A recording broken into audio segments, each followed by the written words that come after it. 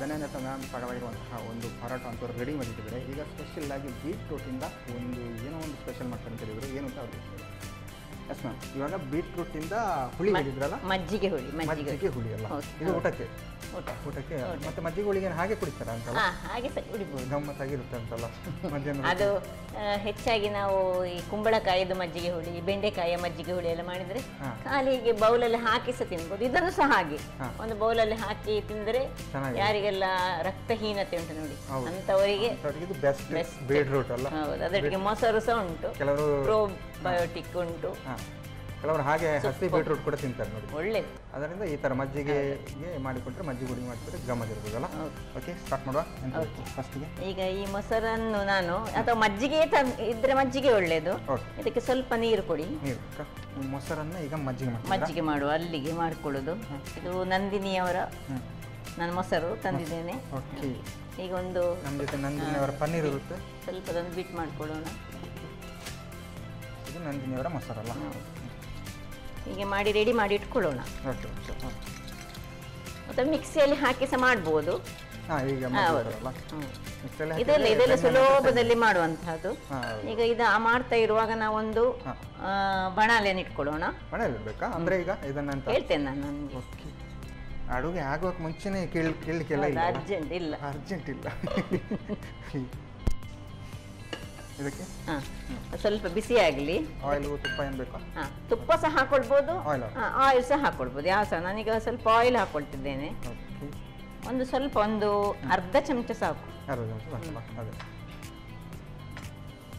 ಈ ಬೀಟ್ರೂಟ್ ನಮಗೆ ಹಸಿ ವಾಸನೆ ಹೋಗುವ ಬರ್ದಂತ ನಾನು ಇದನ್ನು ಸ್ವಲ್ಪ ಫ್ರೈ ಮಾಡ್ತೇನೆ. ನಾವು ಡೈರೆಕ್ಟ್ ಆಗಿ ಸಹ ಸೀದಾ ಮಾಡ್ಕೊಳ್ಬೋದು. ನಾನು ಬೀಟ್ರೂಟ್ ಮತ್ತೆ ಸ್ವಲ್ಪ ಈರುಳ್ಳಿ, ಇದರಲ್ಲಿ ಅರ್ಧ ಈರುಳ್ಳಿಯನ್ನು ಈಗ ಹಾಕೊಳ್ತೇನೆ ಸ್ವಲ್ಪ ಇದು ಮಾಡಲಿಕ್ಕೆ. ಮತ್ತೆ ಉಳಿದದನ್ನು ಮತ್ತೆ ಕೊನೆಗೆ ಸ್ವಲ್ಪ ಹಾಕೊಳ್ತೇನೆ. ಸಣ್ಣದಾಗಿ ಹೆಚ್ಚಿಟ್ಕೊಳ್ಬೇಕು ನಾವು. ಅಂದ್ರೆ ಇದು ಈರುಳ್ಳಿ ಮತ್ತು ಬೀಟ್ರೂಟ್ ಜಾಸ್ತಿ ಬೇಯಬೇಕು ಅಂತಿಲ್ಲ, ಇಲ್ಲ, ಜಸ್ಟ್ ಒಂದು ಅದರ ಅದು ಹಸಿ ನಮ್ಗೆ ಹಸಿಯ ಸ್ಮೆಲ್ ಹೋಗ್ಬೇಕು ಹೇಳಿ ನೋಡಿ. ಬೀಟ್ರೂಟ್ ಆರೋಗ್ಯಕ್ಕೆ ಒಳ್ಳೇದು, ಹಸಿ ತಿಂದ್ರೆ ಒಳ್ಳೇದು. ಅದಕ್ಕೆ ಕೆಲವರಿಗೆ ಅದರದ್ದು ಸ್ಮೆಲ್ ಖುಷಿ ಆಗುದಿಲ್ಲ ಅಂತವರು ಹೀಗೆ ಮಾಡಬಹುದು. ಅಲ್ಲದಿದ್ರೆ ಡೈರೆಕ್ಟ್ ಆಗಿ ಸಹ ಮಾಡಿಕೊಳ್ಬಹುದು. ಇದಕ್ಕೆ ಸ್ವಲ್ಪ ನಾನು ಒಂದು ಈ ಕರಿಬೇವಿನ ಸೊಪ್ಪನ್ನು ಸಹ ಸಣ್ಣದಾಗಿ ಹೀಗೆ ಚೂರು ಮಾಡ್ಕೊಂಡು ಹಾಕ್ತಾ ಇದ್ದೇನೆ. ಚೂರು ಮಾಡಿ ಹಾಕಿದ್ರಲ್ಲ, ಅದಕ್ಕೆ ಉಪ್ಪೇನು ಹಾಕ್ಲಿಕ್ಕೆ ಉಂಟು. ಚೂರು ಪಿಂಚ್ ಆಫ್ ಸಾಲ್ಟ್ ಹಾಕ್ಲಿಕ್ಕೆ ಉಂಟು. ಈಗ ಇದರ ಹಸಿ ವಾಸನೆ ಚೂರು ಹೋಗ್ಲಿ. ಈಗ ಚೂರು ಓಕೆ, ಒಂದು ಇಲ್ಲುಂಟು ಬೇಡ, ಚೂರು ಉಪ್ಪು ಒಂದು ಬೇಕಲ್ಲ ಯಾವುದಕ್ಕೆ ಸಹ. ಸಣ್ಣ ಉರಿ ಸಣ್ಣದಿರಲಿ. ಅದಕ್ಕೆ ಏನು ನೀರೆಲ್ಲ ಏನು ಹಾಕೊಳ್ಳಿಕ್ಕಿಲ್ಲ. ಜಸ್ಟ್ ಒಂಚೂರು ಬಾಡಿಸಿ ಒಂದು ಸಣ್ಣ ಉರಿಯಲ್ಲಿ 1 ನಿಮಿಷ ಮುಚ್ಚಿಟ್ಕೊಳ್ಳೋಣ. ಅದೇ ನಿಮಿಷ. ಈ ತರದ ಐಡಿಯಾ ಹೆಂಗೆ ಬಂತು ಅಂದ್ರೆ ಇದನ್ನ ಅಲ್ಲ ಎಲ್ಲದರಲ್ಲಿ ಮೊಸರು ಹುಳಿ ಮಾಡ್ತೇವೆ ಅಂತ ನೋಡಿ, ಇದರಲ್ಲಿ ಮಾಡಿದ್ರೆ ಹೇಗೆ ಅದರ ಆರೋಗ್ಯಕ್ಕೆ ಉತ್ತಮ. ಬೀಟ್ರೂಟ್ ಓಕೆ, ಬಟ್ ಅದನ್ನ ನೀವು ಈ ತರ ಫ್ರೈ ಮಾಡಿ ಮಾಡ್ತಿರಲ್ಲ, ಹಸಿ ಹಾಕ್ತಾರಲ್ಲ? ಹಸಿ ಮಾಡ್ತಾರೆ. ಹಸಿ ಹಾಕಿದ್ರೆ ಈ ಸೌತೆಕಾಯಿ ಎಲ್ಲ ಮಾಡ್ತೇವಲ್ಲ ನಾವು, ಸೌತೆಕಾಯಿಯನ್ನಾದ್ರೆ ಬೇಯಿಸಬಾರ್ದಂತೆ ಯಾವಾಗಲೂ. ಸೌತೆಕಾಯಿ ಬೇಯಿಸಿದ್ರೆ ಅದರದ್ದು ಒಳ್ಳೆಯ ಅಂಶಗಳೆಲ್ಲ ಹೋಗ್ತದೆ. ಈವನ್ ಇದು ಸಹ ಹಾಗೆ ಬೇಯಿಸದೆ ಸಹ ಮಾಡ್ಕೊಳ್ಬಹುದು, ನಾನು ಹೇಳಿದೆ ಅಲ್ಲ. ಅದು ನಮ್ಗೆ ಸ್ವಲ್ಪ ಸ್ಮೆಲ್ ಇದರದ್ದು ಬೀಟ್ರೂಟ್ ಸ್ಮೆಲ್ಗೆ ಆಗುದಿಲ್ಲ, ಕೆಲವರಿಗೆ ಆಗುದಿಲ್ಲ. ನನಗೆ ಖುಷಿ, ಖಾಲಿ ಸಹ ನನಗೆ ಒಳ್ಳೇದಾಗ್ತದೆ, ಹಾಗೆ ಸಹ ಮಾಡ್ಬೋದು. ಸಾಕು, ಇದು ಆಫ್ ಮಾಡ್ಕೊಂಡು ಇದನ್ನೀಗ ಸೈಡಲ್ಲಿ ಇಟ್ಕೊಳ್ಳೋಣ.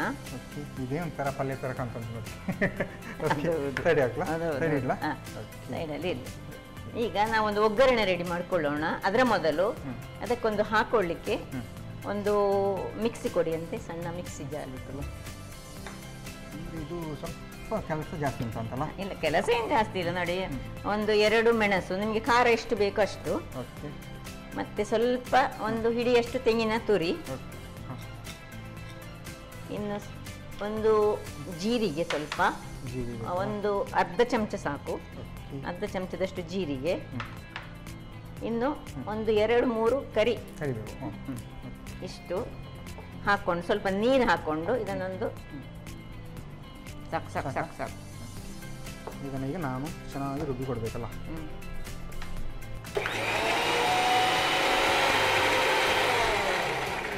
ಓಕೆ, ಥರ ಚಟ್ನಿ ಥರ ಆಯ್ತಲ್ಲ, ಈ ಥರ ಆಯ್ತಲ್ಲ, ಸಾಕಾಗ್ತದೆ. ಹಾಂ ಸಾಕು, ಇದಿಷ್ಟು ಸಾಕು. ಇದು ತುಂಬ ಏನು ಗ್ರೈಂಡ್ ಆಗಬೇಕಂತ ಏನಿಲ್ಲ. ಈಗ ಇದನ್ನೊಮ್ಮೆ ಉರಿಸಿಬಿಡಿ.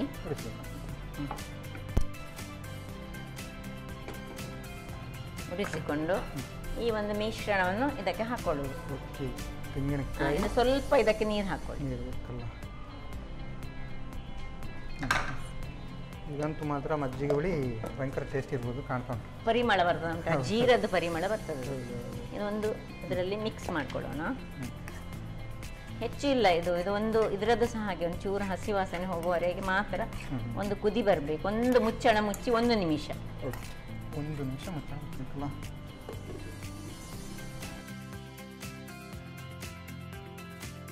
ಇದಾಯ್ತು. ಈಗ ನೋಡಿ, ಒಂದು ಕುದಿ ಬಂದ ಕೂಡಲೇ ಇದನ್ನು ತೆಗೆದು ಸೈಡಲ್ಲಿ ಇಡಿ.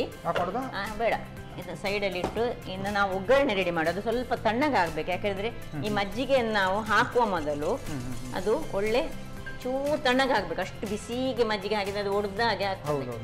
ಅದಕ್ಕೆ ಇಲ್ಲಿ ಈಗ ಒಂದು ಒಗ್ಗರಣೆಗೆ ಇಡುವ. ಒಂದೇ ಚಮಚ ಸಾಕು, ತುಂಬ ಎಣ್ಣೆ ಸಹ ಹಾಕೊಳ್ಳೋದು ಬೇಡ.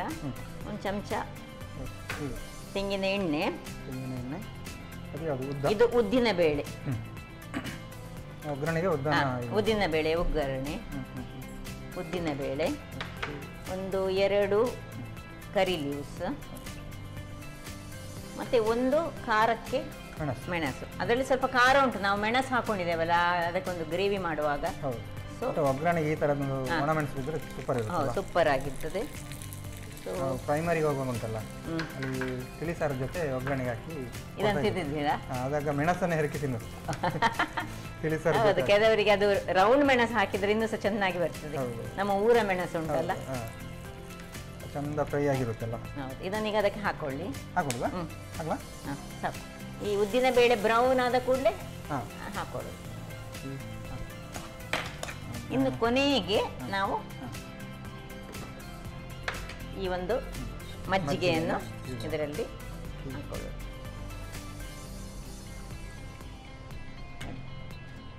ಆಗದು ಹಳದಿ ಕಲರ್ ಇದಾದ್ರೆ ಈಗ ಅದು ಕೆಂಪು ಕಲರಿನ ಮೊಸರು ಬಜ್ಜಿ ರೆಡಿ ಆಯ್ತು. ಇದನ್ನು ಹೀಗೆ ಖಾಲಿ ಸಹ ಸೂಪಿನ ತರ ಸಹ ಕುಡಿಬಹುದು. ಅನ್ನದೊಟ್ಟಿಗೆ ಅಂತೂ ಬಿಳಿ ಅನ್ನಕ್ಕೆ ಅಂತೂ ಸೂಪರ್ ಆಗಿರ್ತದೆ. ಈಗ ಉಪ್ಪು ಬೇಕಿದ್ರೆ ಎಷ್ಟು ಹಾಕಬಹುದು?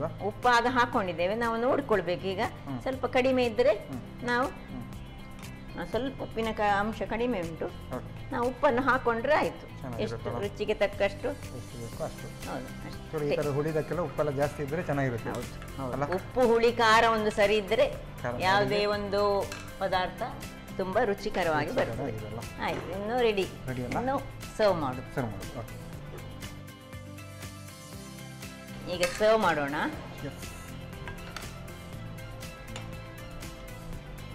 ಯೆಲ್ಲೋ ಕಲರಿಗೆ ಇನ್ನೊಂದು ರೆಡ್, ಪಿಂಕ್. ಇದರ ಮೇಲೆ ಈಗ ಹೀಗೆ ಕುಡಿಯುವುದಾದ್ರೆ ನಾವು ನೋಡಿ ಆನಿಯನ್ ಅನ್ನು ಸಣ್ಣ ಸಣ್ಣದಾಗಿ ಕಟ್ ಮಾಡಿದ್ದನ್ನು ಮೇಲ್ಗಡೆ ಹಾಕೊಳ್ಬೇಕು. ಮತ್ತೆ ಕೊತ್ತಂಬರಿ ಸೊಪ್ಪು ಇದ್ರೆ ಕೊತ್ತಂಬರಿ ಸೊಪ್ಪು ಸಹ ಹಾಕೊಳ್ಬಹುದು. ಸೊ ರುಚಿಯಾದ ಆರೋಗ್ಯಭರಿತವಾದ ಮಜ್ಜಿಗೆಯ ಹುಳಿ ರೆಡಿಯಾಗಿದೆ. ಅದರಲ್ಲಿ ಬೀಟ್ರೂಟ್ ಮಜ್ಜಿಗೆ ಹುಳಿ ಅಲ್ಲ, ಗಮ್ಮದಾಗಿ ಉಂಟು. ಇದನ್ನು ಹೀಗೆ ಸ್ಪೂನಲ್ಲಿ ಹಾಕಿ ತಿನ್ಬೋದು, ಫುಲ್ಲು ಖಾಲಿ ಮಾಡ್ಬೋದು. ಗಂಜಿ ಇದ್ದರೆ ಅದ್ರ ಜೊತೆ ಕೂಡ ಊಟ ಮಾಡ್ಬೋದಲ್ಲ. ಓಕೆ, ಟೇಸ್ಟ್ ನೋಡೋಲ್ಲ ಈಗ. ಓಕೆ, ಇದನ್ನೆಲ್ಲ ನಾನು ಸಾಕಾಗಿರುವಂತಹ ಮಜ್ಜಿಗೆ ಹುಳಿ ಅಂದರೆ ಬೀಟ್ರೂಟಿನ ಮಜ್ಜಿಗೆ ಹುಳಿಗೆ ರೆಡಿ ಮಾಡಿ ಕೊಡ್ತಿದೆ. ಗಮ್ಮತ್ ಅಂತ ಉಂಟು. ನಾನಂತೂ ಟೇಸ್ಟ್ ಮಾಡೋಕ್ಕೆ ಕಾಯ್ತಿದ್ದೀನಿ. ನಾನು ಟೇಸ್ಟ್ ಮಾಡೋಕೆ ಮುಂಚೆ ಇದನ್ನು ಹೇಗೆ ಮಾಡೋದು ಅಂತ ನೋಡ್ತೀನಿ. ಬೀಟ್ರೂಟ್ ಮಜ್ಜಿಗೆ ಹುಳಿ ತಯಾರಿಸುವ ವಿಧಾನ: ಮೊದಲಿಗೆ 1 ಕಪ್ ಮೊಸರಿಗೆ ಸ್ವಲ್ಪ ನೀರು ಹಾಕಿ ಕಡೆಯಿರಿ. ನಂತರ 1 ಚಮಚ ಎಣ್ಣೆಯಲ್ಲಿ 1 ಕಪ್ ಬೀಟ್ರೂಟ್ ತುರಿ, ಹೆಚ್ಚಿದ ಈರುಳ್ಳಿ, ಕರಿಬೇವು, ರುಚಿಗೆ ತಕ್ಕಷ್ಟು ಉಪ್ಪು ಹಾಕಿ ಹುರಿಯಿರಿ. ಇನ್ನೊಂದೆಡೆ ಸ್ವಲ್ಪ ಹಸಿ ಮೆಣಸಿಗೆ ತೆಂಗಿನ ತುರಿ, ಕರಿಬೇವು, ಜೀರಿಗೆ, ಸ್ವಲ್ಪ ನೀರು ಹಾಕಿ ನುಣ್ಣಗೆ ರುಬ್ಬಿಕೊಳ್ಳಿ. ರುಬ್ಬಿದ ಮಿಶ್ರಣವನ್ನ ಬೀಟ್ರೂಟ್ಗೆ ಸೇರಿಸಿ 1-2 ನಿಮಿಷ ಬೇಯಿಸಿ. ಬಳಿಕ ಸ್ವಲ್ಪ ಎಣ್ಣೆಯಲ್ಲಿ ಉದ್ದಿನ ಬೇಳೆ, ಕರಿಬೇವು, ಒಣಮೆಣಸನ್ನು ಒಗ್ಗರಣೆ ಮಾಡಿಕೊಂಡು ಬೀಟ್ರೂಟ್ಗೆ ಸೇರಿಸಿ ತಯಾರಿಸಿದ ಮಜ್ಜಿಗೆಯನ್ನು ಸೇರಿಸಿ ಬೆರೆಸಿಕೊಳ್ಳಿ. ಈಗ ಆರೋಗ್ಯಕರ ಬೀಟ್ರೂಟ್ ಮಜ್ಜಿಗೆ ಹುಳಿ ಅನ್ನದೊಂದಿಗೆ ಸವಿಯಲು ಬಲು ರುಚಿ. ಅಡುಗೆ ಅಂತ ರೆಡಿಯಾಗಿದೆ. ಒಂದು ಪರೋಟ, ಇನ್ನೊಂದು ಮಜ್ಜಿಗೆ ಹುಳಿ ಅಲ್ಲ. ಯಾವ ಟೇಸ್ಟ್ ಫಸ್ಟಿಗೆ? ಯಾವ ಸರ್? ಓಕೆ, ಹುಳಿಯನ್ನು ಆಮೇಲೆ ನೋಡುವ. ಫಸ್ಟಿಗೆ ಪರೋಟ ನೋಡುವ. ಇದನ್ನು ಹೀಗೆ ತಿನ್ಬೋದು ಅಂತ ಹೇಳ್ತಿದ್ದೀರಾ? ಇಲ್ಲ ಇದ್ದರೆ ಬೇಕಿದ್ರೆ ನಾವು ಸ್ವಲ್ಪ ಬೆಣ್ಣೆಯೊಟ್ಟಿಗೆ ತಿಂದರೆ ಸಹ ಒಳ್ಳೆಯದು. ಮತ್ತು ನಾನ್ ವೆಜಿಟೇರಿಯನ್ಸ್ ಇದನ್ನು ನಾನು ಹೇಳಿದೆಲ್ಲ, ಚಿಕನ್ದೆಲ್ಲ ಸಿಕ್ಕಿದ್ರೆ ಸಾರೆಲ್ಲ ಸಿಕ್ಕಿದ್ರೆ ಒಳ್ಳೆ.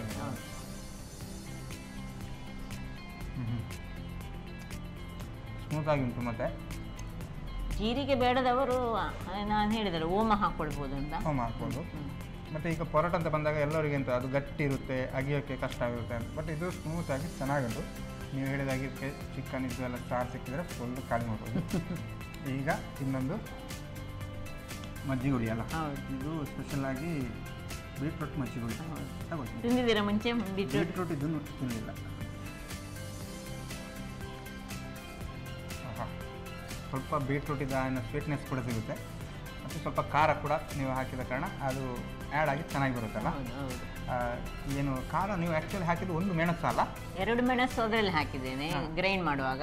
ಮತ್ತೆ ಒಗ್ಗರಣೆಗೆ ನಾವು ಒಂದು ಮೆಣಸು ಕೊಡುವಾಗ ಅದರದ್ದು ಸಹ ಸ್ವಲ್ಪ ಅದಕ್ಕೆ ಚೆನ್ನಾಗಿ ಬಂದಿದೆ. ಅದೇ ಟೇಸ್ಟ್ ಜಾಸ್ತಿ ಬರ್ತುಂಟು ಅಂತ. ಅದಕ್ಕೆ ಉದ್ದಿನ ಬೇಳೆ ಹಾಕಿದಾಗ ಅದರ ಫ್ಲೇವರ್ ಒಂದು ಬೇರೆ ಬರ್ತದೆ. ಆ್ಯಕ್ಚುಲಿ ಇದನ್ನು ಹೀಗೆ ಸೂಪ್ ಥರ ಕೂಡ ತಿನ್ಬೋದು ಅಂತ ಅಂತಲ್ಲ. ಚೆನ್ನಾಗಿಂಟು ಹುಳಿ ಹುಳಿಯಾಗಿ. ಸ್ವಲ್ಪ ನಾವು ಈಗ ಏನು ಬೇಯಿಸಿದ ಕಾರಣ ಬಿಸಿ ಬಿಸಿ ಚೂರು ಉಂಟು, ಅದು ಕೂಡ ಇನ್ನೂ ಚೆನ್ನಾಗಿತ್ತು. 2 ಅಡಿಗೆ ಕೂಡ ಚೆನ್ನಾಗಿ ಬಂದಿದೆ. ಅದರಲ್ಲಿ ಪರೋಟ ಅಂತೂ ಸ್ಪೆಷಲ್ ಆಗಿ ಏನು ಸಿಹಿ ಕುಂಬಳಕಾಯಿ ಚೆನ್ನಾಗಿದೆ. ಹೇಗನ್ನಿಸ್ತು ನಿಮಗೆ? ನನಗೆ ಬಹಳ ಖುಷಿ ಆಗ್ತದೆ. ನಮಗೆ ಕೂಡ ಬಹಳ ಖುಷಿ. ಯಾಕಂತ ಹೇಳಿದ್ರೆ ನೀವು ಈ ಥರದ ಆರೋಗ್ಯ ಬರುತ್ತೆ ಒಂದು ಮಾಡ್ತೀರಿ. ಯಾವತ್ತಿದ್ರು ಕೂಡ ಟೀ ಮಾಡುವಾಗ ಕೂಡ ನೀವು ಅವತ್ತು ಏನು ಸ್ಪೆಷಲ್ ಆಗಿ ಮಾಡ್ತೀರಾ? ನಾವು ಟೀಚರ್ಸ್ ಅಲ್ಲ, ಮಕ್ಕಳಿಗೆ ನಾವು ಸಹ ಆರೋಗ್ಯ ಭರಿತವನ್ನು ಮಾಡಿ ತೋರಿಸಿದ್ರೆ ಮಾತ್ರ ಅವರಿಗೆ ಸಾಕ್ತೇವೆ ಇಂಥದನ್ನು ತಿನ್ನಬೇಕು ಅಂತ. ಚೆನ್ನಾಗಿತ್ತು. ನಮಗೆ 2 ಡಿಶ್ ಕೂಡ ಚೆನ್ನಾಗಿ ಬಂದಿದೆ. ಹಾಗಾಗಿ ನಮ್ಮ ಈ ಒಂದು ಕಾರ್ಯಕ್ರಮ ಒಂದು 2 ಡಿಶ್ ಇಟ್ಕೊಳ್ಬೇಕು. ನಿಮಗೆ ಸಂತೋಷ್ ರೈಸ್ ಮಿಶ್ರ ಅವರ ಡಬಲ್ ಸ್ಟಾರ್ ಅವಲಕ್ಕಿ ಹಾಗೂ ಖುಷಿಲಾಗಿ ಇವರ ಕಡೆಯಿಂದ ಒಂದು ಚಿಕ್ಕ ಗಿಫ್ಟ್. Thank you. ಹಾಗೆಯೇ ಸ್ಪೆಷಲಾಗಿ ನಾನಾ ಮಸಾಲ ಇವರ ಕಡೆಯಿಂದ ಕೂಡ ಒಂದು ಚಿಕ್ಕ ಗಿಫ್ಟ್. Thank you. ಜೊತೆಗೆ ಮಾಮೂಲಾಗಿ ಎಲ್ಲರೂ ಹೇಳಿದಾಗೆ ಶಶಿ ಇದ್ದಲ್ಲಿ ಒಳ್ಳೆಯ ಮಾತೇಕೆ. ಓಕೆ, ಮಾತೇಕೆಲ್ಲ ಮಾತಿಲ್ಲಿ ಅಂತ. ಓಕೆ, ಅವರ ಕಡೆಯಿಂದ ಕೂಡ ಒಂದು ಚಿಕ್ಕ gift. Okay, thank you ma'am. Welcome. Okay, ಧನ್ಯವಾದ ಮ್ಯಾಮ್. ಸಾಕಾಗಿರುವಂತಹ ಸಿಹಿ ಕುಂಬಳಕಾಯಿಯ ಪರೋಟ ಮತ್ತು ಸ್ಪೆಷಲಾಗಿ ಬೀಟ್ರೂಟ್ ಮಜ್ಜಿಗೆಗಳು 2 ಕೂಡ ಚೆನ್ನಾಗಿ ಮಾಡಿದರೆ, ಟೇಸ್ಟಿಯಾಗಿ ಮಾಡಿದ್ದಾರೆ. ನೀವು ಕೂಡ ಮನೆಯಲ್ಲಿ ಟ್ರೈ ಮಾಡಿ ಅಂತ ಹೇಳ್ತಾ ಇವತ್ತಿನ ಸಂಚಿಕೆಯನ್ನು ಇಲ್ಲಿ ಇದ್ದೇವೆ. ನಮಸ್ಕಾರ. ನಮ್ಮ ಟಿವಿ ಫೇಸ್ಬುಕ್ ಪೇಜ್ ನ ಲೈಕ್ ಮಾಡಿ, ಯೂಟ್ಯೂಬ್ ಚಾನೆಲ್ ನ ಸಬ್ಸ್ಕ್ರೈಬ್ ಮಾಡಿ. ನಮ್ಮ ಎಲ್ಲಾ ಯೂಟ್ಯೂಬ್ ವಿಡಿಯೋ ಅಪ್ಡೇಟ್ಸ್ಗೆ ಬೆಲ್ ಐಕಾನ್ ಕ್ಲಿಕ್ ಮಾಡಿ. ನಮ್ಮ ಟಿವಿ, ಕರಾವಳಿ ಕರ್ನಾಟಕದ ನಾಡಿಮಿಡಿತ.